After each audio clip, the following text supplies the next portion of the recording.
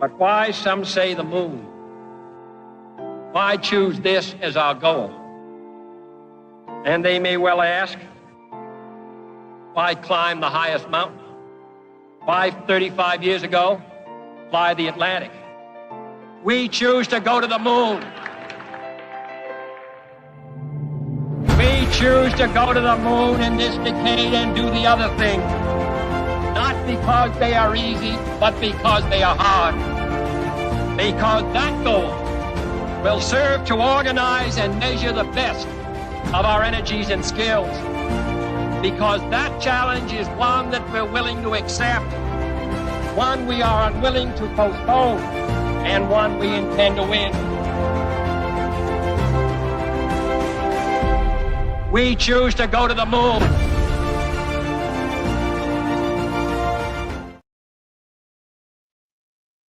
Welcome to the World Blockchain Roundtable. I am the host today. I am, aka William. And this is episode number 258, 258 weeks of the World Blockchain Roundtable. And guess what? It is a DAO-based program, a DAO-based podcast, a DAO-based video stream. And we are live. And joining us is Lisa Mighty Davis. Good morning. Good morning. So glad you're here, Lisa. I want to hear your insights. My Legacy Right shirt on today. So, cha-ching. Nice. Well, speaking of the Legacy Right, battling it from the right and the left is Zach and Andrew. Welcome. Drinking my coffee. Hey. Oh, Andrew. Uh-oh. Look out. That's all that matters. Well, good morning, everyone. Hey, how y'all doing? Or afternoon or evening or wherever you're at. Well, the topic today is, can blockchain keep AI honest? Is artificial intelligence got an honesty problem, a trustworthy problem? I don't know. I think it's got a hallucination problem. Right? And where did they get their data to come up with their answers? Grok has a hallucination problem. What? Nah, can't be true. I believe in AI and I believe in our government. Prove me wrong. I guess that's what we'll talk about today. And also, so we'll cover this topic, can blockchain keep AI honest? And then we will move on to current events. I'm also hoping that Sean will, get our message telepathically. Wake up. I think he did say he would join us. Good. Yeah, he said he's on his way. Yeah. And Greg. I miss Greg. I really need his insight. Greg, where are they? Show us. But did send him the link, so we'll find out if he shows up. Nice. Joe is unable to attend today. I did ask him to see what he could do to rearrange his calendar because in 2 weeks, we're at episode 260, 260 weeks. That's 5 years of World Blockchain Roundtable. Isn't that crazy? That's wild. It is pretty wild. Yeah. It started out as a meetup and turned into a podcast. And in 2 weeks, we will be celebrating episode 260. That's crazy. So, right. Speaking of, let's see here.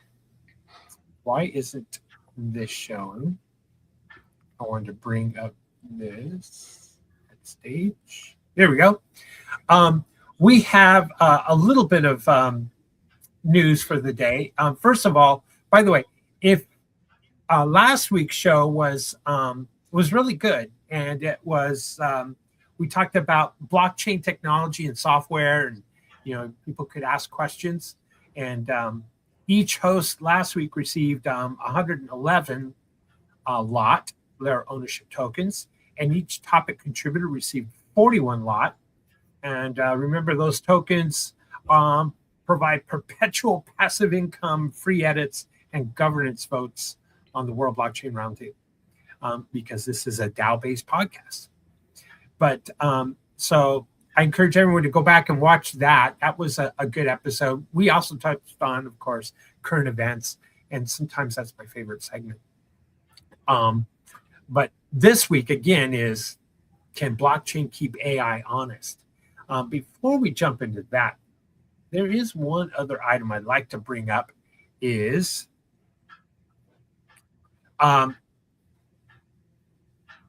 this is for the month of May.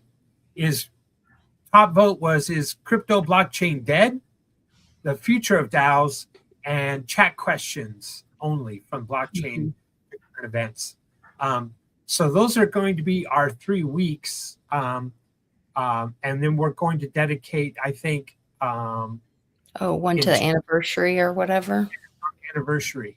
Okay, that's great. So I think that's a good way to handle the month of May. Tomorrow is May Day. Can you believe that? Oh gosh. Ooh, so the FISA is it got pushed back from the 20th to the 30th. So and I've not heard a new decision on it, but I believe it's the end of FISA today.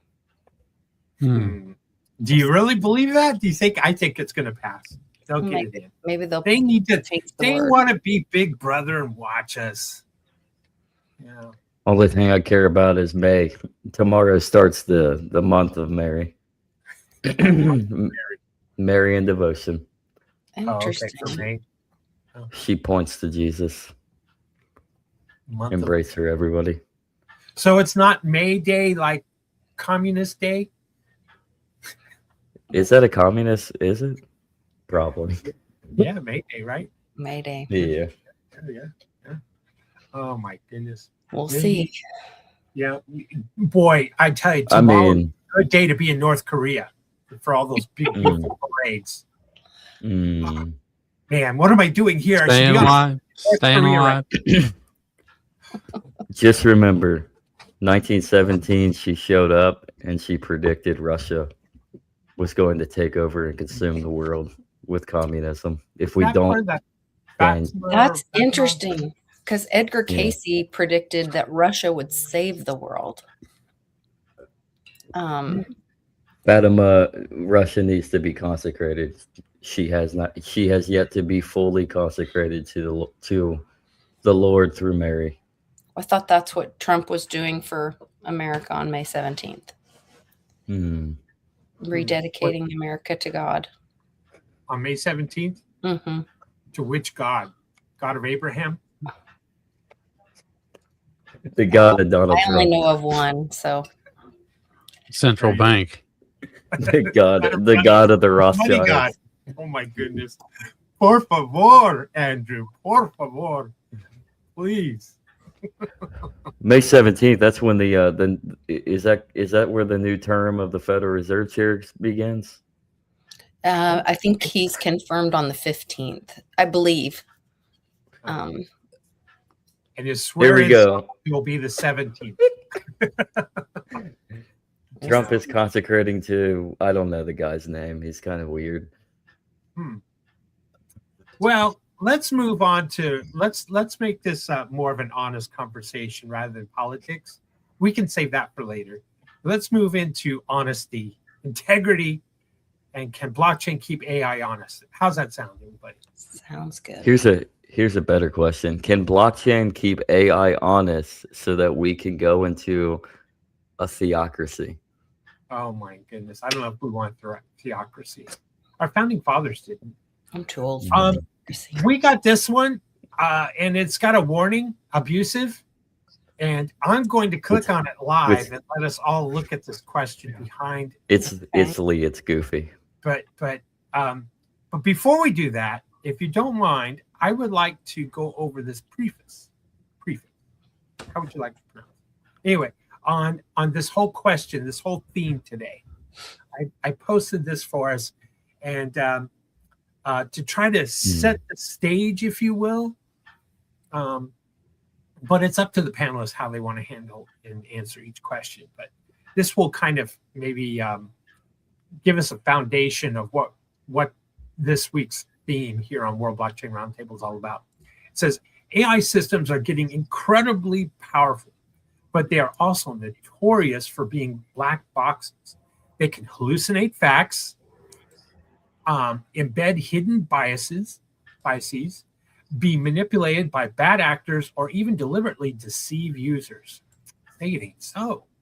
Once an AI is deployed, it's hard to prove where its training data came from, whether its outputs have been altered or it's behaving as promised. Blockchain, on the other hand, dun, dun, dun, or to the rescue, is a decentralized, or can be, immutable, sometimes is, most of the time is, tamper-proof ledger that anyone can verify. The big idea we're exploring is whether blockchain tools, data provenance tracking, smart contracts, decentralized verification, What are you doing? and I'm token live. incentives can finally give AI the transparency and accountability it currently lacks. In short, can crypto's trustless technology force AI to play fair? Or is it just hype? I thought that was, and we have another panelist here, Yes. Cat. Exactly. For those who can't see the screen, this cat Ratings. seems This is ratings. Zach. That's rating. Yeah. It's Blockchain it's roundtable host. cat demolition. My hat. I love it. Yeah. Zach, what's the name of your cat? This is Julia Lucille. My cats have Julia middle names. Seal. Yeah, named Well, after welcome. named after my oldest niece and Lucille Ball. Aw. Nice. Wow. She certainly loves you, and she loves the World Blockchain Roundtable, obviously. I think she just wants to she just wants to photobomb. Yeah. That's what she's doing. Yep. Purr. All right. So Kif's Crypto's got this question here. It's warning tagged as abusive. So I'm going to roll the dice here, right here, live Does on that screen. affect his? I have a question, Emperor. Does that affect his reputation score on Den, or if you post something that has that's labeled abusive, does it affect your points or your energy or anything? Good question. She's back. There's a couple of tags that do this. The other one, these are like master tags, or they're tagged. We call them smart tags. What are you that tag doing? the entire system, so that no matter who logs in, it will blur it if it's labeled abusive or if it's labeled not safe for work. And what happens is when someone tags something, it really doesn't go to a judge or jury to be verified if it's abusive or not, or not safe for work. It just automatically blurs it. Okay. And if a consensus is made where it was erroneously tagged as abusive or not safe for work, and there's a consensus reached by the users that says, no, this isn't abusive, and they untag it appropriately, then the posting is no longer blurred out. So if you yourself tag something as abusive or not safe for work, and consensus is met that you inappropriately tagged it, then you don't receive the matter for that tagging. We're doing the tag. Okay. Matter. Right. So as a reputational score, you could say in a way it does affect your reputation on the site, only that you're getting you're being overturned. Yeah. So your weight, then when you go to vote or whatever, you didn't gain that weight for doing That's that. correct. Okay. Makes Now, sense. what we want to do is we want to add the enhancement of adding reputation to that, so that if someone were to continuously tag things that aren't abusive or not safe for work erroneously, we want to provide penalties, providing that there's a consensus that's met, or the DAO has to step in here, something to that effect, because it's a DAO-based platform. Yeah. So good question. So here we go. Drum roll. I don't know what's behind this. Gives Crypto, you could be really messing with us here. All right. Look safe. Question. Rephrased. Can AI make blockchain honest? And I don't mean from a ledger perspective. Oh, this is good. Don't mean from a ledger perspective. Huh. So So what I think he's asking is, because of blockchain, all the scams and all that kind of thing, AI. I think that's what he's talking about, rather than from a ledger perspective of, That would mean AI could keep humans honest, though, because that's the human element that causes the scams and those things. It's not the technology. That's right. That's right. So he's flipping it. He's turning it around. This is clever. It's a smart man. Mm-hmm. All right. Well, Lisa, you jumped in. Go ahead and finish your thoughts. I mean, I guess, like I said, I think it would have to be able to keep humans honest, and I don't know that that's accurate. I don't think that's possible. I think we're all very flawed, and there are many opportunists out there in the wild west of crypto. So, except for the emperor. Yes, of course. Talking about not non-flawed humans. We had Sean just join us. Dun, dun, Sean, dun. welcome. Good morning, sir. Glad you're at the World Blockchain Roundtable. Let's get Sean's take. 258 weeks. Hello? Mic check. Can you hear me? It works. Yes. Okay. Yes. Today's theme is, keeping AI honest with blockchain. And Kiv's Crypto has the first question here, and he flipped it. And can AI make blockchain honest? So Lisa had a great answer. Let's just go all the way down, and then I'll finish it off. Zach, what's your thoughts? Answer Kiv's Crypto's question here. I mean, AI just basically pulls from the past at the moment. So, like, it's just a big old LLM. So, could it theoretically make blockchain honest? I mean, depends on how we use it and how we develop it over the generations. That's the key here. How are we going to develop it? Because I'm with Lisa on this. Like, there's a risk to everything, and there's incentives and there's trade-offs. So human beings want more bang for their buck, so to speak. So there's always going to be risks in anything that you do, any innovation that you do. So whether it's the blockchain with the human scams that are on it, or whether it's AI trying to make things possible, combining it with blockchain, we'd have to conclude on whether or not we can develop it with a partiality and an unbiased content. And as long as we're humans programming a technology, you can't get rid of the human element. So you're going to have your bad eggs. So can we make it more honest? I think we can. Because I think human beings, for the most part, I don't think human beings want to hinder each other, because they want the best. We want the best for ourselves. So in order to have the best for ourselves, we got to figure out ways to benefit each other. But I mean, yeah, it depends on how we develop it, and if we can get our incentive partiality in place. Okay. All right. Good. All right, Andrew. The other legacy. I mean, if you're going to do anything, try to keep things honest, you have to be consistent. And by being consistent, you have to show up early, and you need to get your ducks in an order. Not everyone's going to be that way. And so it really depends on who's making the AI and who's programming it and who's making the blockchain. Because you got to remember, there has been code that's been put in place for crypto and stuff like that they can freeze transactions. And that you could be working towards something for 6 months, and you not realizing that transaction could have been censored at any time, and it's all waste of momentum. So I think you got to be smart if you're going to operate on anything from a ledger point of view.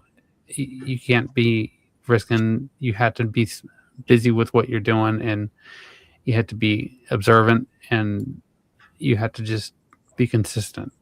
So yeah, I think it can make it honest, but you have to think about these things in this point of view before you make a final decision on anything.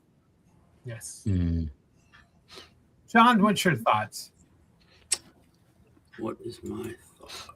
Kiss Crypto needs your help. No, he He does. needs an answer to this burning question. Yeah, he has his answer already, but it's okay. I'm going to share screen. There we go. Let's pull that up.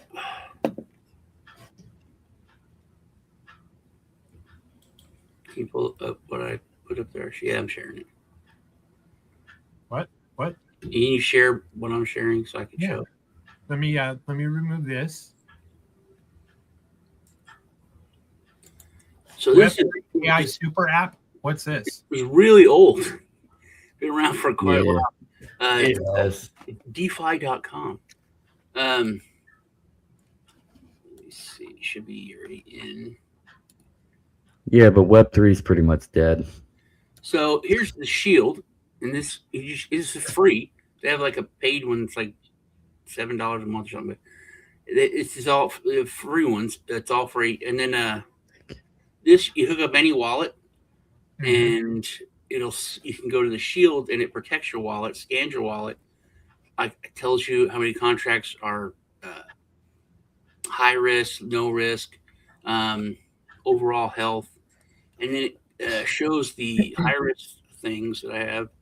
I got Li-Fi. This is something obviously like they sent to my wallet. It's a scam thing for $1 worth, and I got this.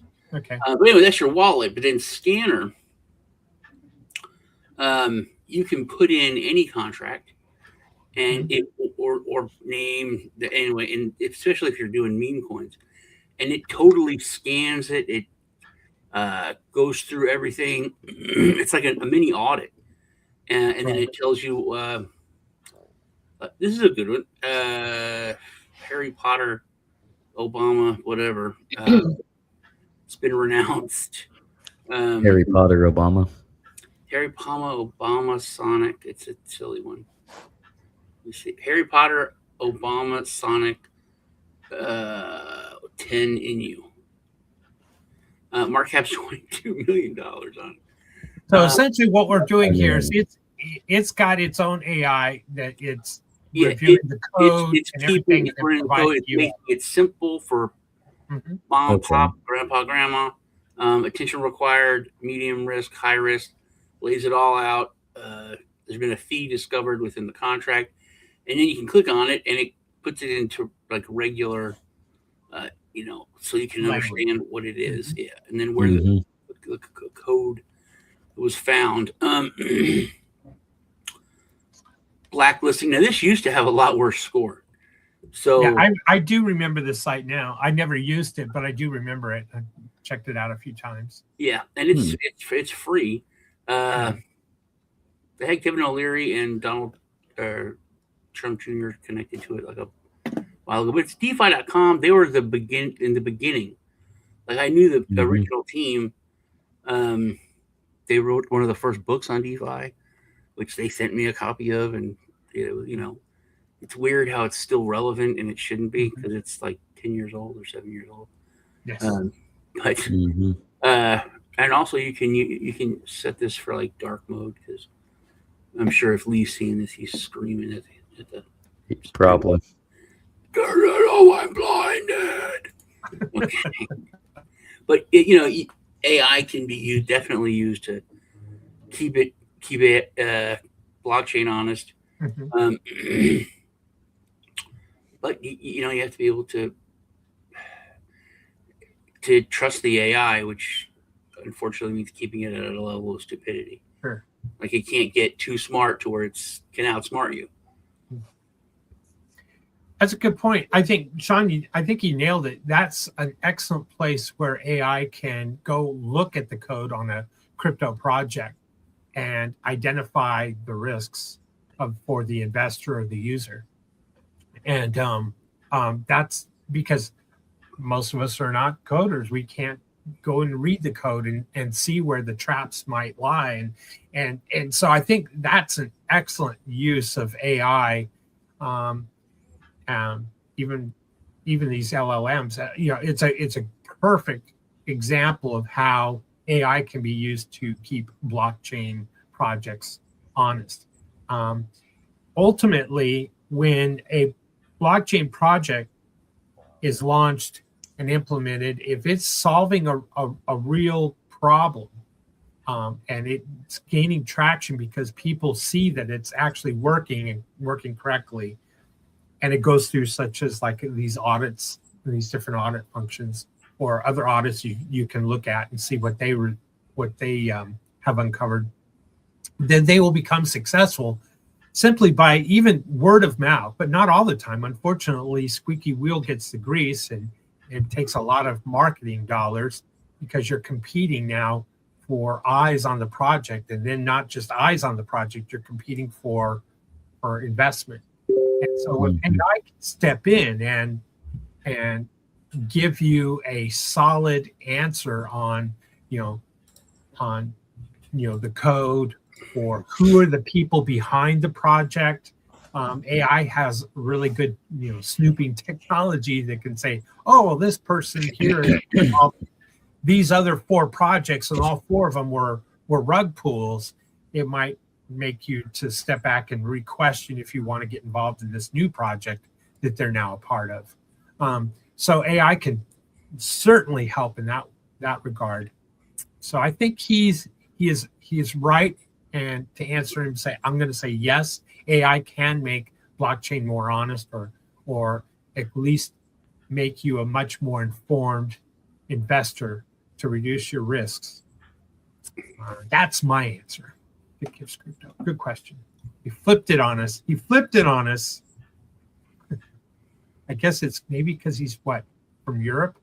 He thinks differently than us Americans. He thinks differently from us, but it's just Nothing against being a European. My ancestors are from Europe. All right. See. So, anyone else have anything to add to that one? I mean, yes. Oh, yes. Did we skip you? I was. I'm No, sorry. you're fine. We heard you, but what would you want to add to that? I was just saying. I mean, I think we all pretty much answered the question. Yeah. Yeah. Thank you. All right. Here we go. Question. Can smart contracts actually force AI systems to behave honestly, or is it just sci-fi? I'll go first. It takes a lot. It takes a lot for us to input that smart contract, and to have that be a part of an AI function. If the users demand a smart contract, the user that's going to use a particular AI tool and demand that a smart contract be put in its place as part of the process for the output, or an audit to the reverse, like we just saw how AI can audit blockchain, the reverse of a smart contract going back to verify where did this language model learn its information? Where did it gather its information? If all the information came from Reddit, let's say, and I'm picking on Reddit, and we didn't like how Reddit's, user base was maybe politically aligned, or how it might have a lot of bad information or erroneous information. So if we were to use a smart contract that was able to validate where the language model received its data to make its decisions from, then that might be a benefit, or be a way that could work. I'm just kind of thinking off the cuff here. But I think it is certainly possible, but it has to be the users of that AI are going to have to require or push or mandate, I will use this AI if you install a smart contract. And the smart contract was able to go back and, it almost, like I said, audit the answer that it's presenting. That's kind of my thoughts. Sean, why don't you go next? And we'll work our way back up. I think using words like honesty and like you said, good, basically just like good and bad, like you said, and throughout history, that's one of the things that drives innovation is the bad people, because they get around the checks and the balances and things that are meant to protect people. And then things improve and they get better and better. So I think that it has to be able to change. It can't be like completely immutable, like this is it, and we can't ever change this or update it. There's a guy that was buying Legos, and then replacing them with dry pasta, and then returning them to the store. $36,000 like in a month that he made doing that. So that, there's if you've ever got scammed on like even Amazon, it used to be they didn't send you anything and you had to call them and they're like, yeah, they didn't send anything. And then PayPal put stuff in where they have to send a tracking number, blah, blah, blah. But then I've bought so many things like on Instagram, where they'll pop up and they're like just the coolest thing. And it's like so cheap that I'm like, I probably get ripped off, but it's $20. If it comes through, great. And then I get like a rock or something in the in the mail from China. So they give a tracking number. So then they would get their money. People got scammed. Then they started to have to give the weight, because like my son ordered a treadmill, and they sent him something that weighed like a pound. So they're like, oh yeah, it says right here in the description it's 250 pounds. This is a pound. Obviously, they didn't send it to you. But now they're sending like weight kind of comparable box to get around that. So the systems have to be able to be updated and changed, and the smart contracts have to be able to change, because AI systems, if they're behaving badly or dishonestly or whatever, they're going to find a way around it, especially if it's like their existence. Even criminals have to like go home and they have the world to deal with. And whereas like that's the whole task of its life, is to do this one thing, they're going to find a weakness and a way around it faster than a regular person would. So it has to be able to be updated and changed. Good. All right, Andrew, what do you think? Well, I'm kind of building off of what Sean was saying. I remember hearing about a news story recently about somebody who's taken, those taco packets that you can get from like Walmart and Kroger and all that grocery store, and Pokemon cards, and they were taking them both because they're similar size, and they were buying the tacos, but they had the Pokemon cards in a bag so that they could try to, squeeze out money out of it. And, it's the same thing as like Sean was saying, people are going to look for loopholes and little things that they can get away with. But smart contracts and AI can work in this way too. People jailbreak AI systems all the time, right? What's to say that they couldn't do that with smart contracts? And it's just a never-ending battle. What's the important thing is that, we maybe people are trying to censor transactions, like, in the past they were filtering Bitcoin transactions, and they said that theoretically it could be done. Well, this is a never-ending cycle of people just trying to push the boundaries and see what they can get away with. And, I think if we can focus our energy on that against other things, I think we're probably moving in the right direction. Is that we're at least trying to, be consistent about, making sure that we're keeping everybody as honest as possible. Yes. Good. Zach, what say you, sir? Rule 16 of the rules of acquisition. A deal is a deal. For the Ferengi? Yeah, a deal is a deal until a better one comes along. Rule 17: a contract is a contract, but only between Ferengi. So, I mean, yeah, that's sure all. Lisa agrees wholeheartedly.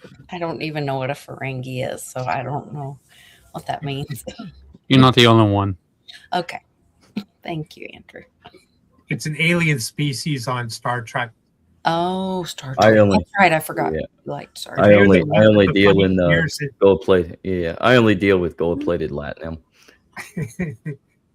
So, but read the two. Platinum, not plated, but Read those two rules again. Or yeah, what is it? Can Oh, you read- Rule 16 is a contract, or a deal is a deal until a better one comes about. And then Rule 17 is a contract is a contract is a contract, but only between Ferengi. Okay. So how can we apply that with can smart contracts actually force, back to seriousness, force an AI system to behave honestly? pretty or interesting because I think sci-fi? AI would be Yeah. would literally be more honest with other AIs than it would with people, especially like I believe so. now. Yeah. Well, yeah, because the AI is just pulling from different sources that are already in existence, and That they're were all working in some parameter together but separately, so that you're always going to have the information, the code, the transaction, like right then and there. So like, honestly, when it comes to AI systems and smart contracts, there is certainly a opportunity to use it in the favor of making any transaction more honest. I mean, it's not going to be perfect. No system's perfect, but there is a chance to kind of propel forward on like the human air You know, and we talk with about AI technology. and the like the evolution of it on like the big grander scheme. This is really getting philosophical with this now. Mhm. I do think that it's like if we're talking about like the singularity, and there's AI that has become maybe not totally sentient, but they're at a much higher level. It would, I think, just blindly trust its own, which that was probably be something we could exploit if we needed to. But Yeah. you remember Total Recall, the original one? Oh yeah. It's like Yeah. that one. It's like, hey, we can't trust this guy. We don't know him, and he just like takes his glove off. He's like, you can trust me. I'm a mutant. And as a kid, I was like, so you're still slimy dude with gold teeth, man. I don't trust you. And he was like the worst. They got everybody killed. It was terrible. Spoiler alert. Sorry, but it's that. No I'll spoiler. blindly trust you, other AI, because you're like me, and I want these things, so I think you're the same as me. Because we do that as people. We think we're normal, and people are more like us. When we could be completely. There's three of us here. Totally know what Ferengi are involved, but Lisa's not the weird one. She's the weird one here, but she's not the weird one. Period. You know what I mean? Mm-hmm. So it's a matter of perspective, and I think that's a big thing with AI in the evolution of it. Is that's something not a lot of people talk about, how it does work with other AIs so much faster and kind of blindly. And Andrew just doesn't know what Star Trek is because it's not Bible Black. Uh-oh. Well, Lisa, let's see. Can AI systems behave honestly? Will smart contracts help? I mean, I think it could, in theory, help validate, truth, if you want to call it that, or honesty. But it all goes back to the source. Where are you getting the source, or what is the source? And the source can be corrupt. So, like, the two things don't necessarily make it right perfect in my mind. But that's good. I'm going to add to my answer. I was thinking while we're talking here, what if there was a smart contract that had an incentive for humans to rate the answers that the AI provided? And if humans were to say, no, that's accurate, or no, that's not accurate, and the incentive, they received a token or something per the smart contract, consensus is met by those who are rating the answers, the humans rating the answers, and the smart contract is then used as kind of a reputation score or a reliability score of accuracy of the AI. That might be something that could be kind of a layer over the AI answers that we could then go back and look at and say, well, what's the human consensus on this AI answer to this issue or this problem? So that's where a smart contract, tokens as a reward, the whole thing about, show me the incentive and I will show you the outcome. Well, if the incentive is to earn tokens to provide a reputation score to an AI answer, it might work. Just a thought for smart contract use there. All right. Anyone else want to add before we go on to the second to last question? Anybody? All right. Here we go. Second to last one. In a truly free market, I don't know if that really exists, can blockchain-based verification let individuals and companies keep AI honest without any government regulation? Who wants to start off with that one? Blockchain-based verification let individuals and companies keep AI honest without government. Do we need government to regulate AI to tell us keep it on? Man, see, it's a really hard question because it's kind of the cart before the horse. It's the chicken and the egg. It is because if we could trust the people and the corporations that are creating it, then we wouldn't need government. But we need government to keep those people in line so that they aren't bad actors in creating. You know what I mean? Mhm. So it's just like anarchy, dude. I think we are, as a race of people, like good enough yet to be able to live under the system. I'm rethinking that, by the way, but keep going.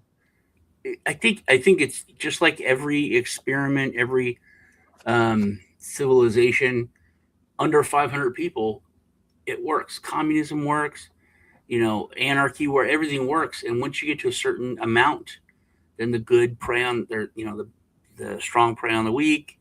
The people are subjugated. They don't care about each other's fundamental rights. It all is just when it gets to a certain mass. It doesn't scale. Yeah.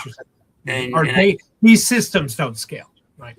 No, humans don't scale. So it's like we can completely coexist at a certain level, but once we get to so many people, everything falls apart. And the best we've come up with is like 1800s, 1700s America, where there's just like the government has to be that, and that's what I think we need to focus. Like the government has to be so under a microscope and so transparent, and then great responsibility comes, or great power comes great responsibility. We have to be able to, and it's not nice. Like you have to be harder on cops than you are on other people. And it's like, but they're doing such a selfless job, and it's like, yeah, that's life, dude. Sorry, like I told last week, where I went over the railroad tracks, I should be allowed to get a warning. A cop should not be allowed to get a warning. It's something they know. It's not something the average person know, like, until they get pulled over and say, hey, you got to wait till the arm is completely straight up and the lights are off before you can cross. I just thought there had to be no train and I could fit under it, so it has to be like that. Sean, someone could clip your answer and where you said communism works and just stop it right there. Yeah. Clip it. Clip this. Be careful. Andrew, what do you think? Yeah. Come on. Tell us. Well, I mean, a free market is all about. A free market is all about widgets, which means it's all about novelty, right? We're here creating different things because people are bored. That's just the whole motivation of the free market is that people are bored, and trying to, it's like herding cats. We lost Lisa. Yeah, I noticed. You can't just keep people online 100% of the time. They have different motivations, different passions and understandings of the world because that's how they're wired. So trying to use an AI, they call this pre-crime, I guess you could say. It's a nice idea, but it doesn't work. Lisa, we're trying to add you to the screen. It's clocking. You guys see that? She knew we were Yeah. going to use another sci-fi reference, so she bailed out. Or Andrew Yeah. pre-crime. Okay. Yeah, the pre-crime, the Minority Report Yeah. shenanigans they're entering. So Zach, well, come on. Can we keep AI honest without government regulations? Will the free I market mean, prevail? define regulations, because human beings are we need a specific order. Like we're designed to have order within ourselves, within our family, within our community. Like it's something that drives us to order things in place. And so we're not ready to we're too tribalistic in order to be too individualistically autonomous. So even if we drop down to the unique view of the individual is the smallest minority, you still have the tribe, the community, your family. We need an order of structure. So like when you say it's really free market, like it doesn't work. Like it on a smaller level, yes, you could say we voluntarily transact in an interaction of human action daily, period. That's a free market. But there needs to be restraints in order to constrain those that will effectively take full on advantage if we were to go full blown anarchy within any type of system, whether it's the blockchain. If we go too far decentralized, then we risk inevitably creating a monster that becomes even more centralized. I'm going to look at what blockchain has done. The benefit of its decentralized nature has led to a co-opted nature where centrally controlled authorities have reined in that concept of blockchain in order to be able to use it for their own benefit and control it in some parameter, because they know that it's very difficult to scale. Because who said it? Who was it? You, Sean? That human beings, and you, William, as well. Like human beings are. It's for human beings. Human beings are hard to scale. Yeah, once you go over 500 people, throughout history, 500 and under, it's always, anything works. Yeah, you're gonna need an authority. Yeah. So you're always going to inevitably lead to an authority structure. Like human beings need to be shepherded. What's not that I'm not saying it's a bad thing to acknowledge that you're sheep, because you are sheep, but you need to be shepherded in a way to where you go down a more positive path rather than a negative. So are you going to be a sheep or are you going to be a goat? That's basically how I'm going to end it. Zach, I'm offended that you think that I'm a sheep and I'm just going to, blindly follow the government, whatever it tells me. And I Lisa, mean, you could be a goat.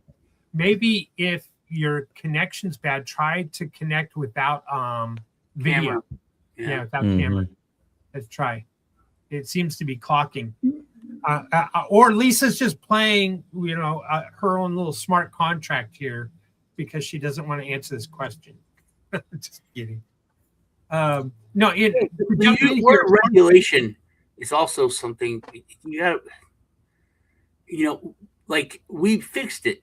There were laws, and then we said you can't pass these. Only these people can pass laws, and then we came up with this regulation, which is a fucking law.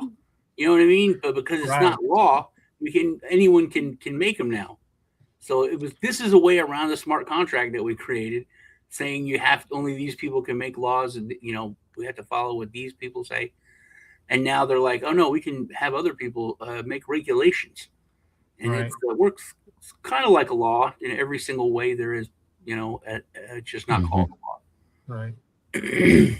I used to think that we could regulate without regulating and let the market dictate, but the market is too chaotic in the form that it's a natural circulation of human action, that we do need to kind of have an obstacle in the way to like stop us from destroying each other. I mean, it's almost like the example, like let's use the gun example, Second Amendment nature, right? Like we have the ability to arm ourselves, but what happens when another force has better weapons? Well, then it doesn't really matter about your AR-15 with 5.56 rounds. Yeah, if the police have like end up gaining access through the military industrial complex that trickles down to to That's like, the point of the Second Amendment. yeah, We have to have it's access to the military industrial complex. exactly, yeah, like you would have it, to be a like level we of- ourselves need to be implemented within that. So like how do you, yeah, but how do you manage, how do you make it to that point? There's always going to be somebody that has more power, more might, more manpower that they can get Theoretically, I should be able to behind. go to my neighbors and say, "Hey, Frank, Mhm. Bill, we think we should all pitch in and get in the old Russian tank. That way, if the cops or whoever the authoritarians come with their tank, we have a tank. It's older, but it's a tank or some kind of Exactly. artillery. That's a kind of an The- option, but because of regulation, there's a lot That's of stuff that has to be taken out. You can buy an old Russian tank. It used that's to be why I'm telling a lot I'm, easier. I'm telling Andrew we need to jump on the old black market and try to get some try to get some cheap nuclear codes from North Korea. Well, let me throw in my 2 cents here into this answer. But before I do, I'm sorry, Lisa, you're having internet connection issues. Please join us in the chat when you can. Mhm. Or at least to try on your phone. That would probably work. Yeah, that's Yeah. yeah. One, StreamYard. you mentioned I'm more hopeful, maybe, Sean, that we can scale anarchy beyond 500 people, and I'm hopeful that will happen, and that it can be done. I think it has been done in the past, in different ways. But if we truly respect each other's property and we agree to the non-aggression principle, then I think we will have peace, and we will, there'll be more love in the world, shall we say. And we are certainly capable of that as humans, and can scale anarchy, replace anarchy, have government be replaced by anarchy. Anarchy just means no rulers. It's not the guy in the black hoodie that's destroying property. Not chaos. Yeah, it's not chaos either. It's a choice of who we wish to associate with.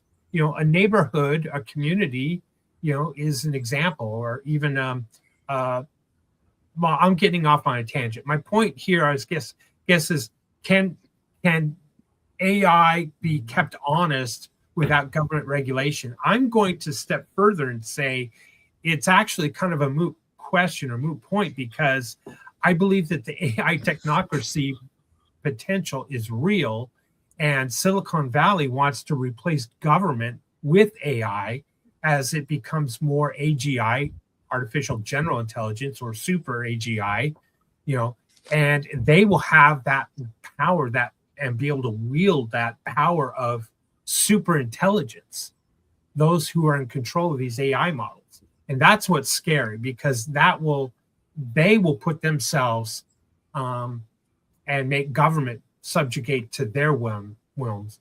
And I think that's the concern I have. And so, can government regulate it would mean it would require government have control of the on-off switch. And I think that these power elites that are building these AI systems and these AI data centers, I don't think they're going to give that power up or that control back to the people or to the government to be able to control the on-off switches. It's a race. It's kind of like an arms race, but it's an arms race for super AI. And that's what we're up against, which really is going to go into our last question, which has to do with people. But so hopefully a free market will, prevail. Now, on the flip side, we could see a wonderful outcome where we fall into the next, not fall into, we grow and evolve into a post-labor economy. That is very possible. Who knows what our future holds, but that would be more of a free market. I think you can really boil this down to one thing: can the law, can the code risk novelty? And to illustrate this, I have a kind of a good example. We've all been to the grocery store, right? And they got the little cart corrals. Some people put the cart corrals back. Some people carts back in the corrals, and some people order liberty. They just put it. Yeah, they'll put it out in the parking lot somewhere. Some people take them home with them. Do you think a grocery people store? Take carts home? Some people have. Some people are homeless and they take them with them off property. Oh, homeless people, yeah. Some people are kids and they like to race them, and they like to race them, especially the scooters. Do you think a private business like a grocery store will stay in business if they hire somebody to stand outside and follow people around and make sure that they put their cart in the corral every time? No, I think his point is just do it. They just do it. Andrew, have you ever heard of cart narcs? Well, I'm not particularly, but I'm just saying. Cart narcs is the dude's making shitloads of money.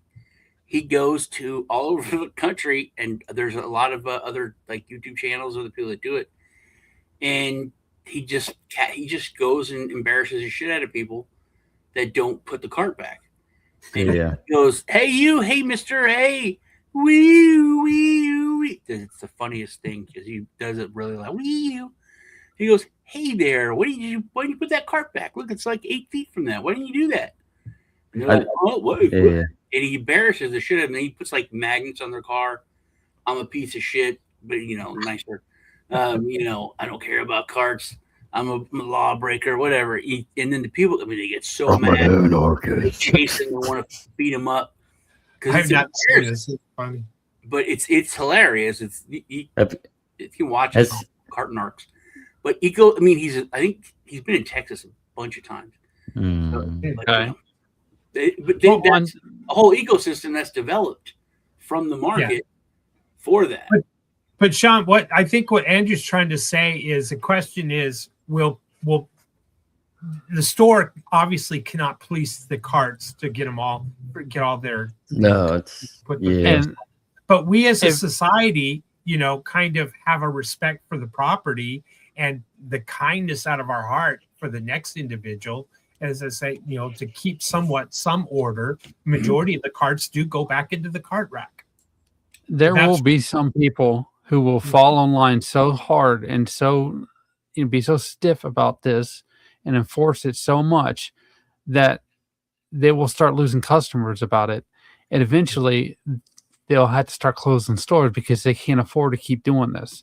And that's what happened in the Soviet Union, is that it became so stiff and so rigid that they couldn't maintain the governing structure. In the United States, it was the complete opposite, is that we have freedoms, and if you break the law, you go to jail, but that costs money. And in order to maintain the cost of that, they inflate the money to pay for the bill in the present at the expense of the stability of the money in the future. And you can really kind of see how that really that dichotomy, that divergence versus convergence, really works with when you're talking about what the law is. Sure. I think though, like I said, these technocrats are really trying to become true technocrats and take over, I think, from using AI. And it's a race for that power. On our side, on the West, it seems like corporations are doing it. And for China, it's more or less the government that's doing it. So it's going to be interesting to see how that plays out. And it's going to be interesting to see how it plays out for humanity, which brings us to our last and final question. The Rand made a good point there in the chat. He does. Stores already employ multiple people to put the carts back. greeters, the cart, Yeah. the it's not. Yeah. I mean, the people working the carts that go and get them. They're supposed to be the cart narcs, effectively the greeters. the thing, There's they don't have sometimes some the power to go up and say, "Hey, you didn't Yeah. put your cart back." What if you look at regulation and AI? Mhm. You could Mhm. actually get taxed when you go back the next time. Like, what is this 5% charge? Oh, you didn't put your cart back last time. The camera got you. You know what I mean? Mhm. Or Yeah. it could just be like an RF chip or something. But that's what that's how we get to, authoritarian. That's when we get to laws. Because if there's only so many people, I'm going to tell my friends, "Hey, man, Frank didn't put his cart back," and it's going to get around. You're a cart narc. You don't put your cart back. There's a stigma attached to it. But if it's so many people, you're lost. It's like nobody cares. There's so many people. You know what I mean? Everybody does it. Mhm. But if there was a degree of shame, I think it would be That's what we need. if the We need to bring back shame again. Like people when say, somebody, "Hey, why didn't you put your Yeah. cart back?" Accountability. yeah, like Oh, Yeah, Yeah, like that it used to brings be the- shame if you yeah. said you worked for the government, the federal government. I mean, yeah, like the shame aspect, like that's how you maintain a society to be more accountable. Like back in the day, like we're talking back in the medieval ages. I mean, they would they put them. What do they call those things? I don't know. It works. But they Yes. they put they'd have them. It was public humiliation. They'd have them trapped in that one contraption, and then they throw garbage at them, or they'd spit on them, or they'd call them names. Be like, hey, you got in trouble. You should, yeah. That's I what we think- need to do. We need to bring Well, that back. I think, yeah, that's a good point, Zach. It does. Yeah. There's some people that won't respond to shaming, though. But honestly, I think putting the carts back is an Oh, example of anarchy. So, Lisa, Yeah, what's your thought? What's your thought? I We got agree. Lisa here. Let's give her the I mic. have no idea what you guys are talking about. I'm sorry. All right, we're talking about the idea. Let me scroll Carts. back up here, and I'll put it on the screen. we're talking about an inverse. Can blockchain-based verification let individuals and companies keep AI honest without government regulations? So, Yes. so we can do this without government regulations to keep AI honest. Yeah, that part I would say absolutely. Sorry, I'm kind of not in the conversation because I couldn't hear for the last like 10 minutes. so I'm sorry. No worries, no worries. No worries. Yeah. So And then we the- got off on the tangent of the carts. Oh, the okay. cart. As an It's- example, yeah. Yeah, about I people love- putting the carts back, and then I love And- the part of people having a reputation, and to Sean's point earlier, and I think we've all talked about this. I think you were the first one to kind of bring this to my mind, was that when people can have real relationships with 150 or less people, and so that's where, like to Sean's point, that community of 500, Mhm. because there is a sense of public accountability, in smaller countries like Finland.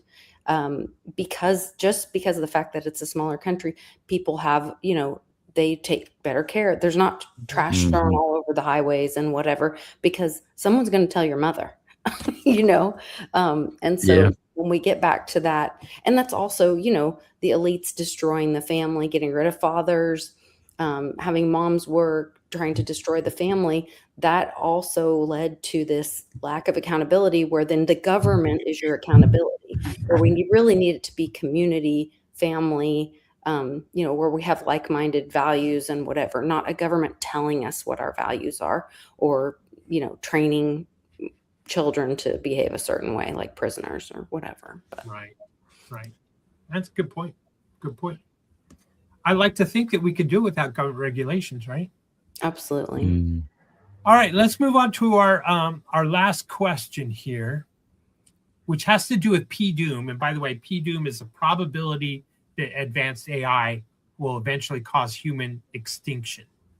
So, what's your personal P-Doom, the probability that AI is going to destroy us all, and can blockchain meaningfully lower that number? And note, Musk gave it about a 20% chance. Who's the guy who did the X Prize? He said 20 to 25% chance. So basically, a 1 in 4 chance that AI is going to destroy humanity. And Grok, I asked it last night. It gave it under a 10% chance. It's ironic that AI will eventually take over the world and destroy humanity because it'll be. What do you mean? You mean you asked an AI if it was going to destroy and take over the world? It told you no? Yeah. Okay, surprising. No, it said yes, but only a 10% or less chance. So anyway, my PDUM score really fluctuates. I used to think maybe it was better, closer to 50%.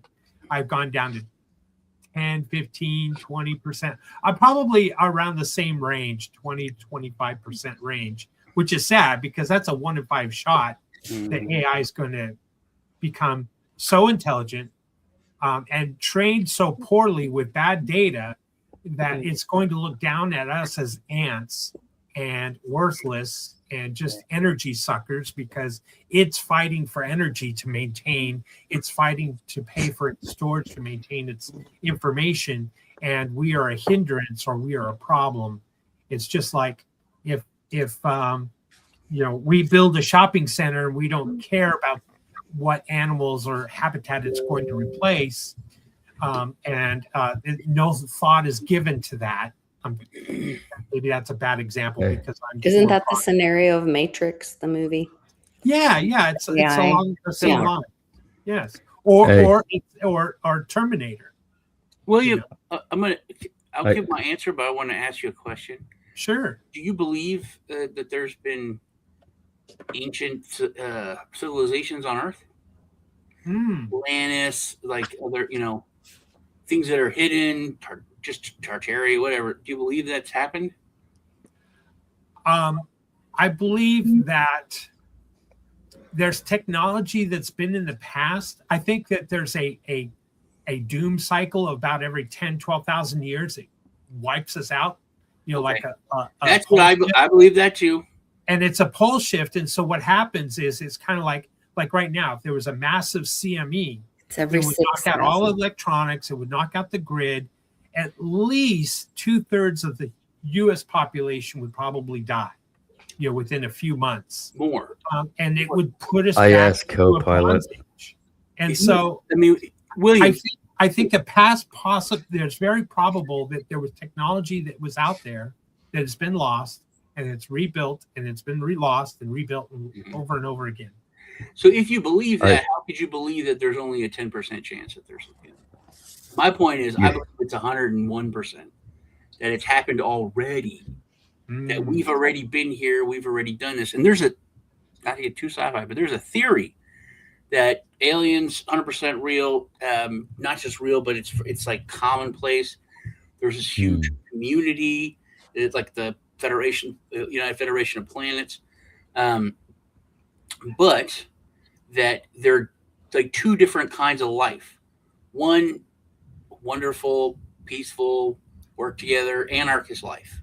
Okay. And there's other people or other beings that are aggressive, adversarial, competitive, all that kind of thing. And they move technologically quicker, but they get to a certain point. They can maybe even get off the planet sometimes, but they can't get too far because they destroy themselves. And so they're kept in check. And suppose like one time, all these other races helped one race, one of those races that was like us, close, not the worst, not great, helped them, and then they almost destroyed all the races and took over the the galaxy. Right. So there's that theory that like all of us kind of people and worse, they're kept in check because they destroy each other once they get to a certain level. So I think it is going to be destroyed. We're going to destroy ourselves, and it's going to happen. It's happened before. It'll just happen again, and then that's our cycle. But it could be a race.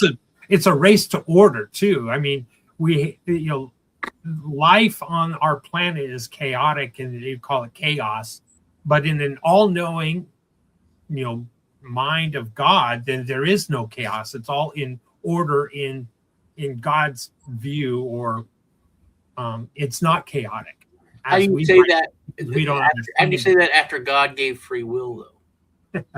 Well, I'm agnostic to that perspective of a deity or God, but I do. I kind of, my pendulum goes both ways, but still trying to figure it out myself. So I guess God gave free will, because if he didn't, we would just be automatons. And how can you love? Or how do you prove your self-worthiness? That sounds nice and all, but it's gay. My question is, how do you say it can't be chaos? There has to be order. If there's God, there has to be order.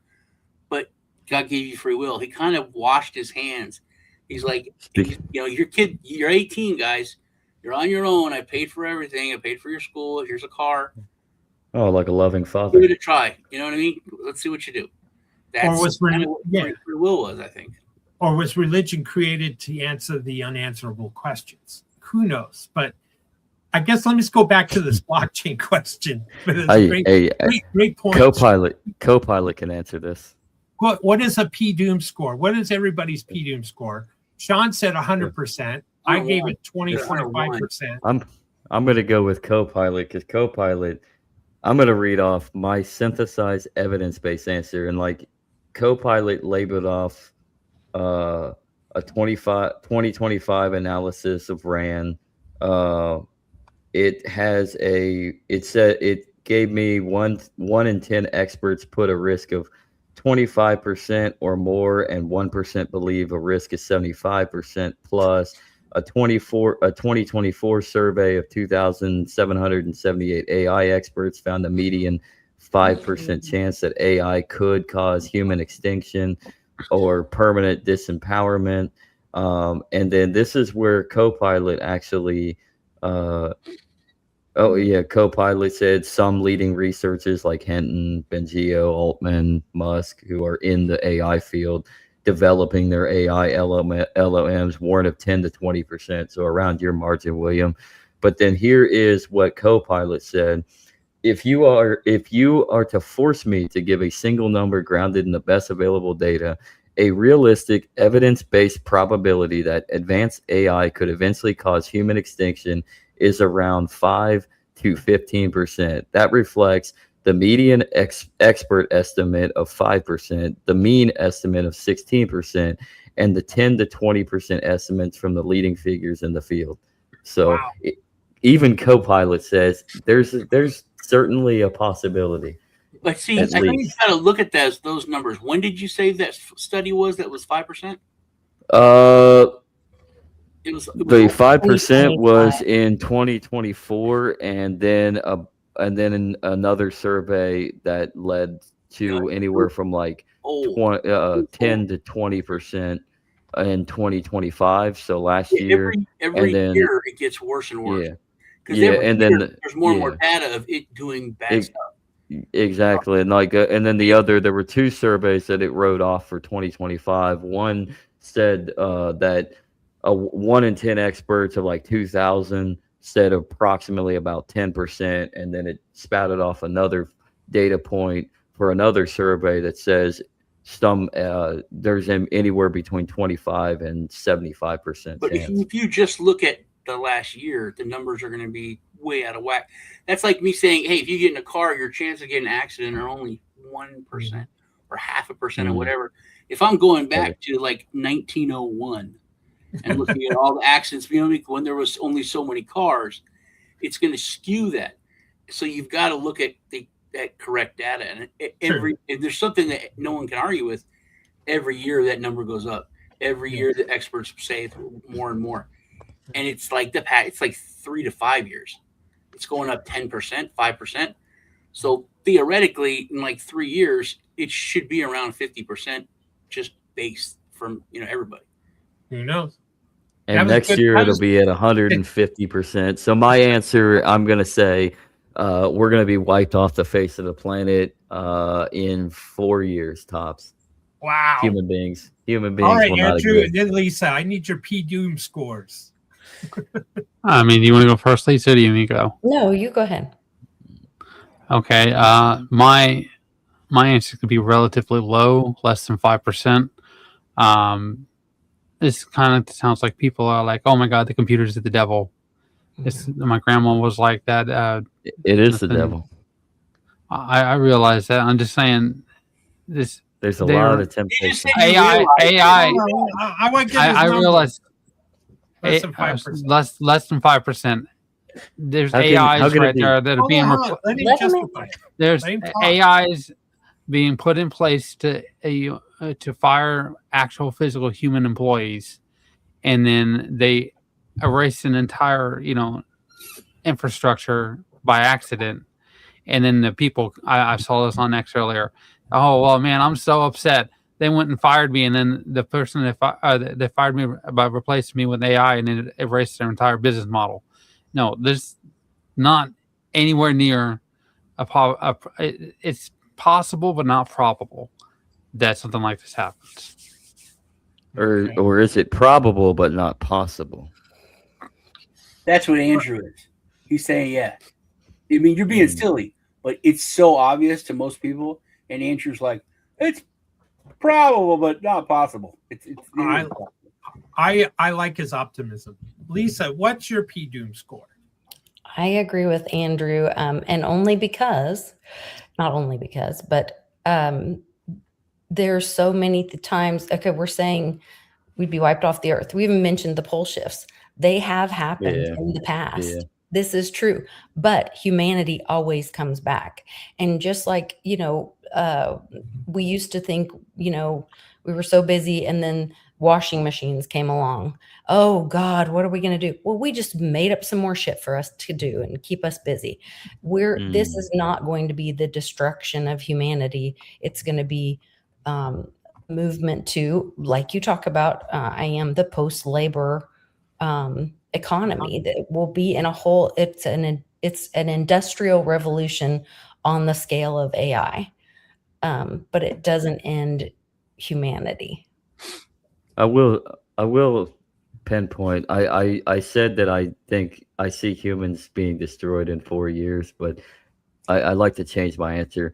I don't agree that it's AI. Before you do, I think a lot of experts say that that's the time frame. I don't know if you knew that. But I think it's 4 years from now from AI generated nukes.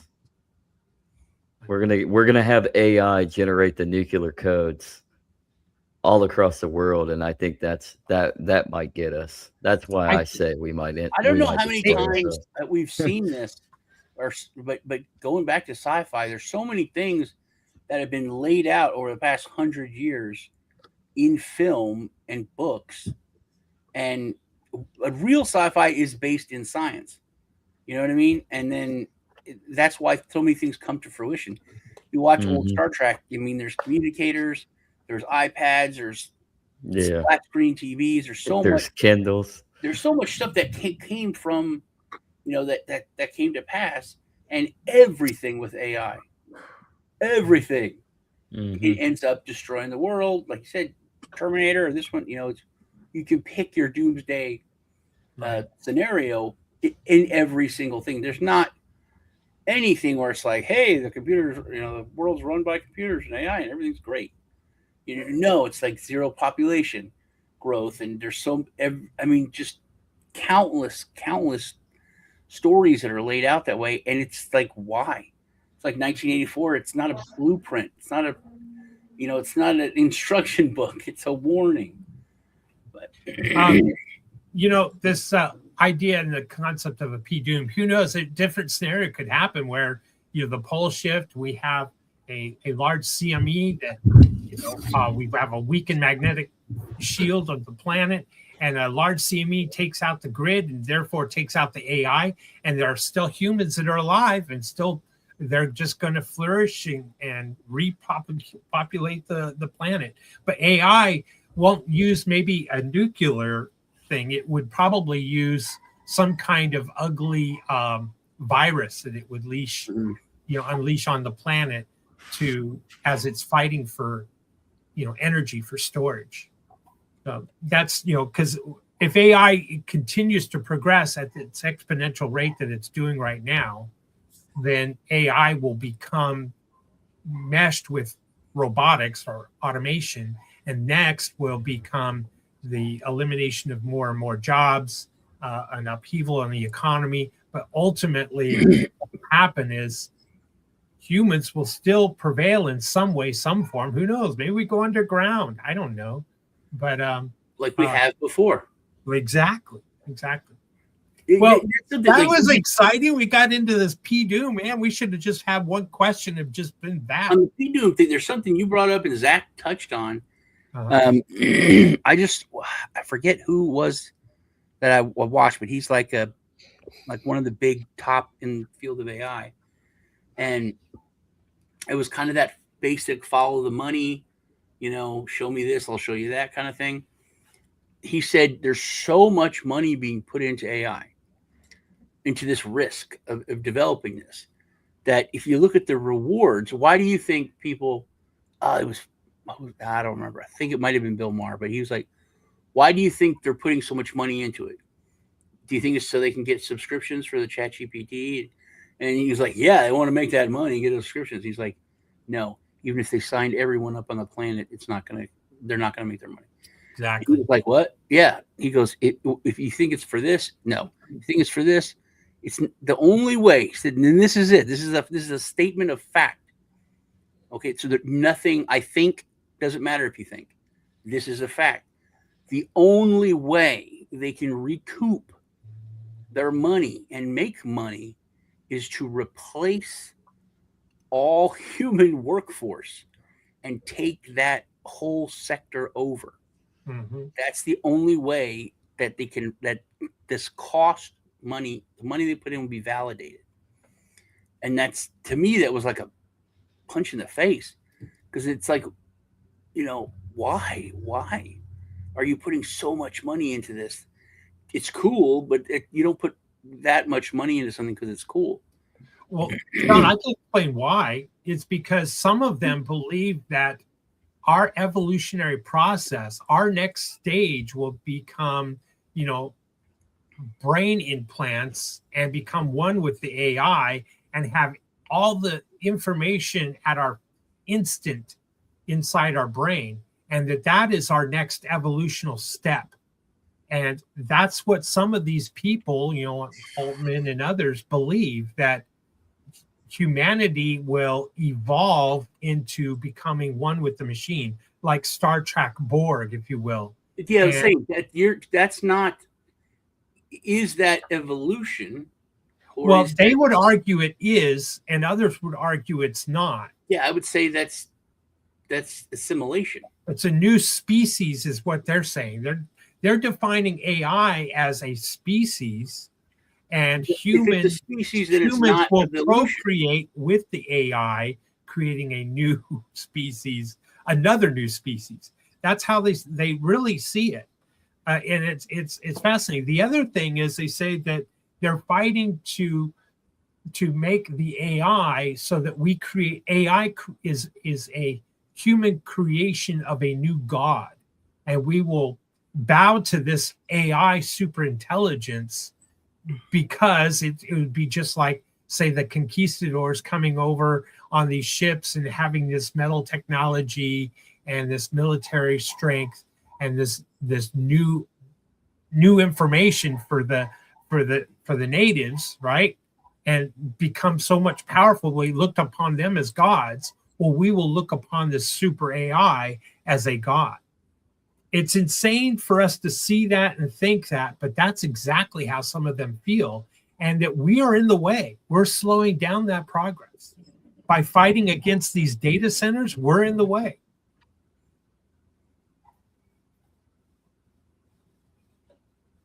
Am I frozen? Is it me? No. Had the mic drop moment that we're in the way. Which, if you look at the elites plans, the 2030 agenda, all that kind of stuff, they don't value human life. And so that's why everything from our food to our clothing or trying to, stop. They value human life, Lisa. They just don't value yours. They're humans. You know what I mean? Right. Yeah. Like, They think there should their be kids many. are humans. Well Their friends are said. humans. We value them. Yeah. They're just bad people. Yes. And why aren't we getting rid of them? Yeah. Yeah. Well, who knows? There are some people that say, well, we can't get this solar CME here fast enough. Yeah. So that the those who have prepared and prepped and Another thing, if people are too liberal when it comes to people living. If there's no there's a sci-fi TV show called what is it called? I think it's Revolution, and it's all it is the electricity goes off. oh yes, It was filmed in Texas, in Austin. yeah, But it was basically everything falls apart. Humanity's done. it was a And good one. Just the electricity went off, and they thought it was like a solar flare or something. That's the twist. It's not. Mhm. But what is it? Zombieland does a good job. Mhm. There's so many people that you think, oh, this guy's a pretty fit, strong guy, but he's taken 5 prescriptions because if he doesn't get them, he's going to die. Mhm. And those prescriptions are gone. If there's any kind of problem, how many people use BiPAP machines when they sleep? Done. You're dead. There's no electricity. Right. Think about that. I mean, it's like I have to sleep with this machine or else might die. Chances are a lot of those people are going to die. I'm probably going to be dead faster than anyone. If there's no technology, you got no prescriptions, you got no BiPAP, you got no, if your oxygen's low, you got no oxygen. There's so many things that if there is any kind of, shit hits the fan scenario, you're dead, you're gone. And that's, people think that, oh, it'll be fine. But if you're dependent on anything, you're not going to be fine. Well, our food a lot of system trouble. wouldn't sustain. You have to look for other stuff like Right. that to replace what you're dependent on. Like Lisa, I mean, there's lots of stuff. I've drank mushroom coffee and so many different. Nothing works. It's all like 90% of it's bunk. But there's a lot of stuff that works. For antibiotic, Lisa's talking about Oregano oil, Mhm. and it works really good as a form of antibiotic, and it's ridiculously cheap.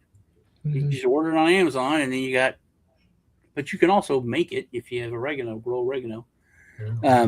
But that's the thing. We have to, if you want to survive in one of those shit hit the fan scenarios, if you're dependent on any kind of medication or anything or technology, you've got to have some kind of battery backup.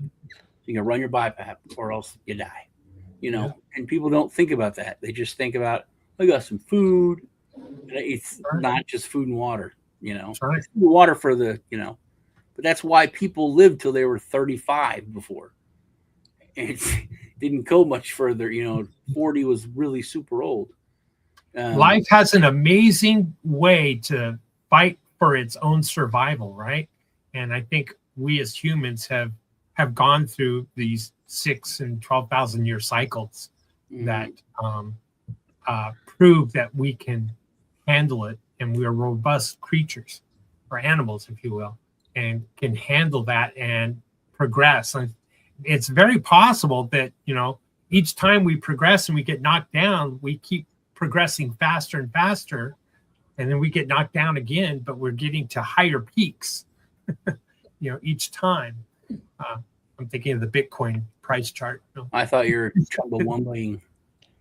I'll get knocked down, but I'll get up again. Yeah. Oh, that's a good one. Yeah. I think we have, I'm more optimistic that way.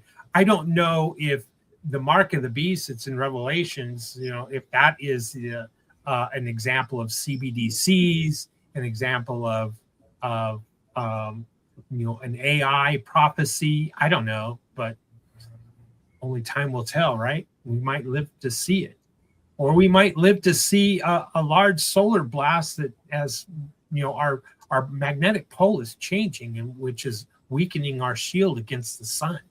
And we're seeing all kinds of, bizarre things in the sky that, our ancestors long time ago, drew on rocks. So, petroglyph. I can't speak. Anyway, we've seen that in the past. So, and as humanity, and we recorded that on rocks, and we're going to see those things again, maybe in our lifetime, or we're already starting to see it. I think these things called sprites, they're very unique phenomena. They look kind of like lightning in the sky, but it's red, but it's like fingers coming down. And some people said that they didn't exist, even though the ancient ones would carve it on a rock in a cave or something. And now we're starting to see them again. And it's because our shield is weakening against the sun. Is that and like with the cycles too? The aurora borealis being able to be seen, farther south than it ever has before and all that as well. Yeah, absolutely.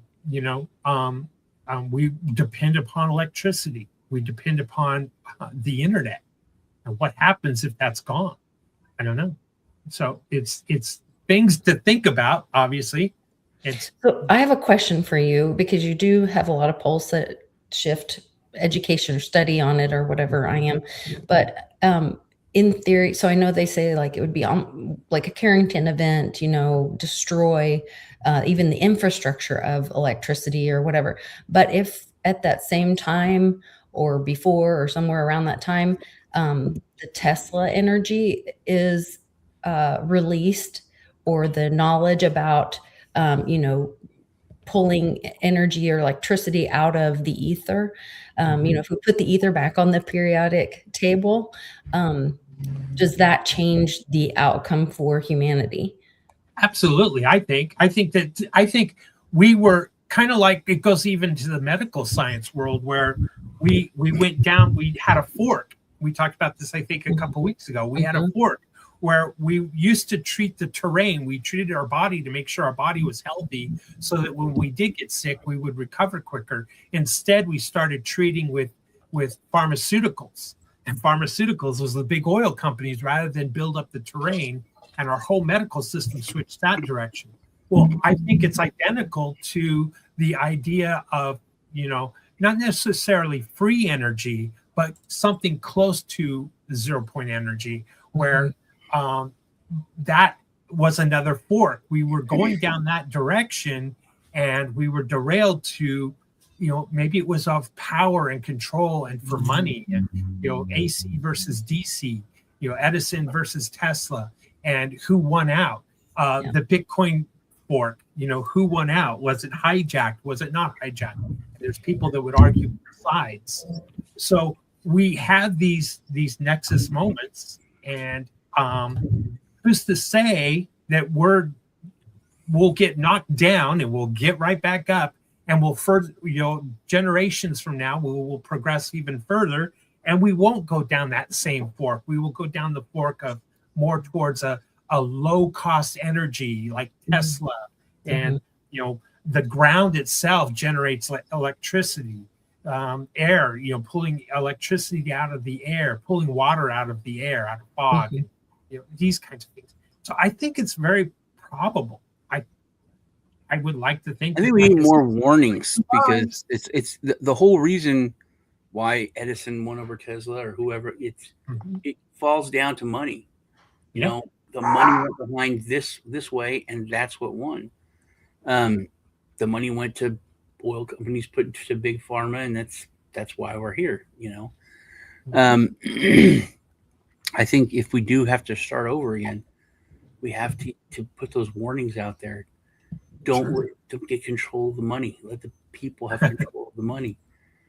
Maybe use something else for money. Don't let the government control money. That's this whole blockchain roundtable is just about that. We talk about the ability that blockchain provides. It's a new invention. We can have sound money, and that money doesn't have to be controlled and created and printed in endless supply by a government anymore. We have a new technology that can be put in place, and we can have sound money. It doesn't have to be from the government. Money. Climate change, and in America, climate change is a low priority. You look at Europe, and they're destroying like priceless art. They're baddie for climate change over there. It's a whole nother level, but still here, it's like this huge thing. Pardon. Bless you. Sorry. And if you look at the Arctic, the ice is melting, and how much? It's like 7 inches, last year. And like you chuckle, people, but it's like 7 inches is huge. And do you know how much the magnetic poles are moving? Oh, it's crazy. It's a race towards Siberia. It's not 7 inches. It's 30 miles. Yes, in 1 year. 30 miles a year. And it might have slowed down a little bit, but it kind of it's almost like an earthquake. You know how it shoots. Yeah, it's like 20 to 33, but it averages it's like 30 miles. It is crazy. Yeah. And they're having to do things like repaint airport runways and they things rename like them because of the pole shift, the magnetic part of the pole shift, and all which that. Makes more sense I didn't know it was 30 miles a year. Here's 300 miles in 10 years. That's insane. Here's one example. I don't know how old this is, but up to 2020. So the pole is moving towards Russia, and you're right, Lisa. It's runways are numbered based off of the direction for the whatever the magnetic pole, right? And our magnetic pole is shifting. It doesn't mean that the whole Earth is shifting. It's just that the magnetic pole is shifting, and we can measure that shift and record that shift by the minerals in the rocks. We can go back, hundreds of thousands of years and know where the magnetic pole was at one point because of the new rock that's formed out of volcanoes. It's a fascinating study, but the magnetic pole is shifting and going quickly towards Siberia. And that quick movement is changing our magnetic shield from solar, rays and radiation and CME, coronal mass ejections. And it's changing rapidly. And it's creating a point where some people say that when we have a large solar storm, it's really not safe to travel by air. In example, if you're flying, say, from Chicago to Tokyo, because the route you fly is closer to magnetic north, and at the top of the bottom of the planet is where more radiation is coming through, and it's exposing the passengers and the pilots and the crew to higher doses of radiation. And over time, you're not supposed to have an X-ray every day or every week or every month. It's crazy. Wow, we're really on a tangent here. What else we got in current events other than magnetic pole shifts? Apparently, the United States has seized like a crap load of money from Iran from their crypto holdings. I don't know how they did it. No, they're just getting back the money that Obama gave them back in 2015. $450 million in Iranian cryptocurrency. How they did it, yeah. I don't know. It doesn't say. Yeah, they. I mean, it's our money. I mean, the government's going to keep the inflation we made along the way. Mm-hmm. Y'all saw the show me and Lisa did, but I said which you were talking about robotics and AI, but so there's the Pentagon put out their budget request like 3 weeks ago, and which is not it's kind of a boring thing, but there was this old program called Replicator under Biden, which was for drone research and development, and they were going to scrap it, but Trump came in and he changed the name to DAWG, DAWG, Drone Warfare Automated something group. So, but the request for that program has went up by like 25,000%. It's the largest increase in military spending request in history. So it looks like he's going to start a new branch of the services, just like Space Force, which Space Force gets way less money than what they requested. The Marines get about the same. So it's like the entire budget of the Marines just for DAWG. So it looks like he's going to start just robots and AI and drones. Drone strategy. It's $54 billion for DAWG. I think they're going to start their own, which is the scariest thing, because that's always everyone's argument. It's like, oh, the government can't take over because the military are, regular citizens, and we have the citizen army and they're people. If there's no people, they're just robots and AI. It's not, you don't have that argument anymore. It's kind of scary. Then you need to have the tank, because it has to be a level play. It has to be a level playing field, because even if it is, it's not. But I thought that was interesting. Because that touches on our AI point and blockchain point about, we're giving AI the permission to kill humans because we don't align with them politically or their nation state or whatever. And you're talking about other those kind of, it's just another a war advancement or weapon advancement. Yeah. But it brings maybe, I used to be such a war hawk, and now I'm so anti-war. It gives me pause to think that, wait a minute, is that just another horse that we're letting out of the barn that will never go back by telling AI, we approve you? It's like, we approve this message. We approve you to kill this human because they don't align with our political, viewpoints, or we have classified them to be a terrorist. So therefore, we approve you to exterminate that human. Also, if you think about AI, I think about this all the time. Like, how would I explain this to an alien? Talking about the Ferengi, when they went back in time and they were in the 1950s, and they're all super scammy, making money, and they're talking about cigarettes, and Nog's like, what are those? Those are cigarettes. They're carcinogens. They kill them. They're poisonous. Blah blah blah. It's like, who forces them to do that? Oh, they pay for it. And he was like, what? It's like, dude, we're not leaving. We're going to clean up. We're going to run this place. So to explain something to an alien, it's like there's so many things that make no sense that we do. And to tell an AI, oh, kill this human because they don't align with this and blah, blah, blah.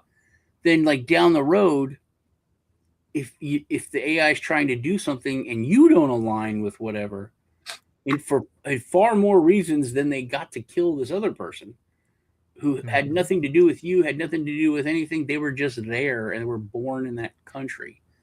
They're much easier for them to make the logical choice to kill you, because it's so much. They have so much more data on the feasibility and reason that they can kill you versus what you've told them they can kill other humans for. Yeah. That's it's kind of crazy. It's a crazy thing. It was different because the weapon was still always controlled by the human, right? Yeah. The drone was the rifle, the tank, the jet, the missile, the GPS coordinated missile. It was still programmed by a human, and now we're taking to the next level, saying, well, if we don't do it, they're going to do it. And because the AI can react quicker than the human, it can respond quicker. And if they do it, it'll be worse than if we do it for us. Right. So it becomes, it's like mutual mass destruction. The terrible thing is we have nobody fighting back except for like one or two people. Like back, a few years ago when it came to like honesty, and Joe Rogan was being honest, years ago. It was like it's like, dude, you kill like 5 people, you're done. Right. You know, now you got Massey and like what, one person maybe that I don't really know about. We're at a point now in technology where I wasn't there, but like LSD came out, or let's say when pot was out, they're like, hey, you can't take this drug. Well, it's not a drug, it's a plant. So you've got to develop laws, and you've got to, because you can't control it. So the government is allowing a lot of these robots with the dogs that Dana put in there, because they're not people. So like, oh, the laws don't apply to that because it's not a person. AI is not a person. So they're making decisions just based on data, and basically they're getting around the smart contract. They're getting around the law, like I said, and we have to catch up with that. Sure. Then it's going to have to fall if it's going to work for like the Department of Justice or the police or whatever. It's going to have the same rules. Well, we know that AIs are talking to themselves, and they're leaving us out of the conversation. They're talking in a language that we don't understand. So if one AI has been given the permission, like I said, the horse let out of the barn, that's given the permission to kill a human, and it talks with another AI that happens to be working in a biological lab and says, well, you were given permission to kill humans? Well, could I then generate this virus that is, will kill humans? It's got a 99% kill rate. Well, maybe I should release it because you were given that permission. Should I be given that permission? And these are two AIs talking. Who's to say that couldn't happen? Or if you're an AI working over here and you're given a task, even if you're a bad AI and you're given a bad task to kill a certain amount of people or get rid of a certain amount of people, and you know the other AI, you say, hey, can I have that virus so that I can make my job easier and more efficient? And then it's out. I mean, there's so many, possibilities with that scenario. There's a term, I forget it, but it's like called the paperclip, a scenario for AI. And if you gave a bunch of AI or its agents to say, your purpose is to produce as many paper clips as possible at the cheapest rate possible with the least amount of energy, and there's no limit to how many paper clips you are to make. And this AI agent goes out and does it. Next thing you know, it's creating data centers and energy centers to generate more energy, and it's circumventing the supply chains to deliver more metal so it can create more paper clips. And before you know it, we can't turn this thing off, and it's doing anything and everything possible, including eliminating humans because it's draining on energy that it is needed to generate and create more paper clips. So it's going to the nth level, the nth degree to create paper clips because that was the command we gave it. And it doesn't know what humans are. It has no emotions. So if I turn off the energy and people die, that's okay because I've been given the task to create paper. I think humans don't understand that because we don't think that way. Right. We understand I would do evil, terrible, horrible things for my family, for my country, for my God, for my religion, that's how everything is to an AI. You have to make paper clips. That's literally like, I will die for this to get this task done. This is me saving the battalion in war. This is like everything is on that level, and we don't understand that except for like this certain small, little list of things that are that important. But literally, like you were saying, that's it. Everything that they have to do is that's that important to them. Right. Yeah. It's exciting and unusual times to be alive and to be able to witness this at the cusp of a change. It's like it's like witnessing the birth of the Industrial Revolution and witnessing the birth of the internet and the birth of flight, the birth of cars, and we're now at the birth of AI. We're here as witnesses. And we don't know how this next chapter for humanity is going to be written and what it's going to say, but it sure is exciting to watch. I want to be around to see it, or who knows what the sun has to offer our future selves. There's also the possibility that AI would value human life and would embrace, because human life is the source of AI. And so there's a possibility that it would actually improve or take care of us, because it valued its source. Planet of the Apes. Yeah, no, it's possible. Lisa's Nope. right. Instead Planet of of the, nope. paperclip. Planet of the Apes. Nope. Planet of the Apes. No, Nope. Humans came from monkeys. Came from humans. Planet of the Apes, man. All they have to do is get rid of the history and fool itself.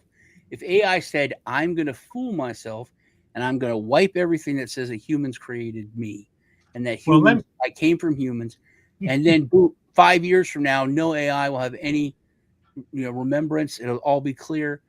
That's it. That's it. I'm not saying it's not, the negative is not a possible scenario as well, but there is a possibility that AI would value human life as its source and therefore protect it. When Trump and Hillary were running, and I was 1,000% serious when I said this, I said that I wanted to vote. I would vote for Coco the gorilla. Instead of if Coco was on, because it was right before Coco died, and they were interviewing the ape, and they were talking about this war somewhere. These people were killed, and the gorilla was like, "Why are they hurting each other? Why are they hurting people? You can't harm people. You can't kill people. It's like those people need to be helped. They don't understand they're doing this wrong." And the interviewer's like, "Oh shit! So I didn't expect this from a gorilla." And they're like, "No, they know what they're doing. They're mean to do that." And then they got in this philosophical discussion. The gorilla was like, and I was like, "Yeah, gorilla, it's so simple, Coco. You should be president." But she wouldn't. Lisa, you nailed it though, because that example I gave about the AI to produce as many paper clips as possible, we could code it in, to say, it could be imprinted in the code to say, support humanity, do whatever everything is possible for the betterment of humanity, for humankind to succeed and grow. And AI is neutral. It's just technology. It's how it's used, right?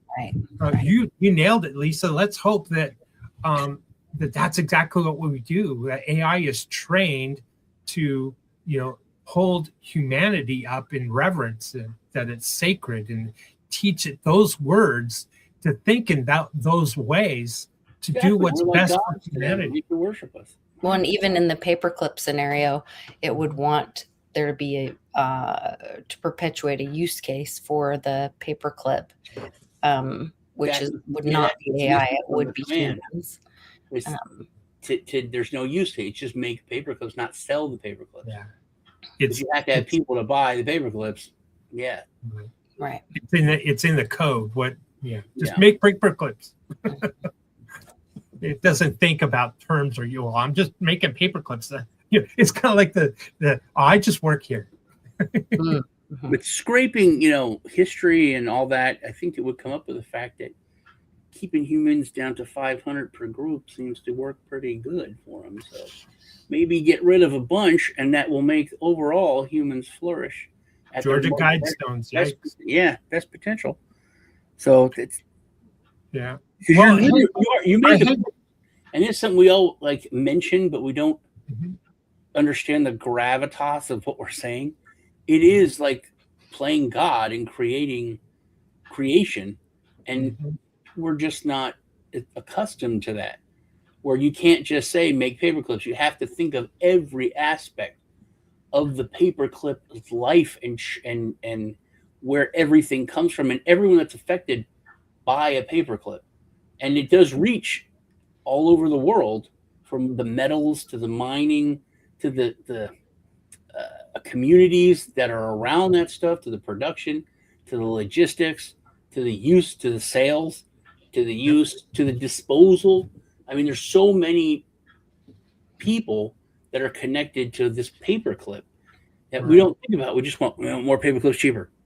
That's it. And it can't be that way. If you're going to go into that realm of godhood, you have to have infinite,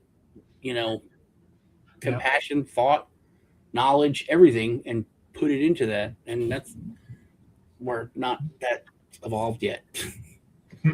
Well, thanks, Sean. We're going to have to wrap it up here. I want to thank everybody who's been watching and participating in the chat. We appreciate you. We are grateful that you're here watching it and listening to us bloviate about blockchain. It's something that we have passion for, or can see it being used for solutions for the betterment of humanity, right? So this it kind of concludes our World Blockchain Roundtable for the day. I'll go ahead and start it off, and we'll go with Andrew, Lisa, and wind it back to Zach. Ask that you keep it brief so we can keep it under 2-hour mark. I will be on the Not Conscious podcast this evening. Shout out to Legacy Right. Zach had me on this past Saturday. Thank you very much, Zach. And I will also be on the Are You Smarter Than a Politician tomorrow night with Mars and Joel Valenzuela. We're going to be talking about crypto and CBDCs and governments and politics, all that. That'll be on tomorrow night, 8 o'clock Eastern, as well as tonight, 8 o'clock Eastern. So thanks again, everybody. Andrew, where can we follow you? What's new with you, sir? Hey, join us tomorrow. We're going to have an episode. I'm not entirely sure what time Zach wants to do it. I think it's probably going to be in the morning. But we've been doing it on Saturday lately, but we'll have to be doing it tomorrow morning, and it'll be a lot of fun. So as long as Zach's up to it. And it'll be Saturday. Okay. Oh, Saturday. Saturday it is. Thank you, Lisa, for supporting our shirt, and we're enjoying it whenever you guys join us. So thank you very much. Thank you, Lisa. Well, I had a really big treat last Friday. I was joined by JB Sleer, and we talked about AI. Actually, and he's actually using AI to debunk history, and specifically the timeline. It's really interesting. So I hope to have him on again, and we'll talk about some more things. But it was a really interesting chat about using AI in that way. So, and then Sean and I, of course, on Tuesdays for our Truth Tuesday. And I will have happy hour tomorrow with Clint Westwood. So hope everybody can join us for that as well. Outstanding. Yeah, that was a good show, Lisa. Thank you. Zach. We lost Sean. We lost Sean. Where did Sean go? He'll be back. I don't know.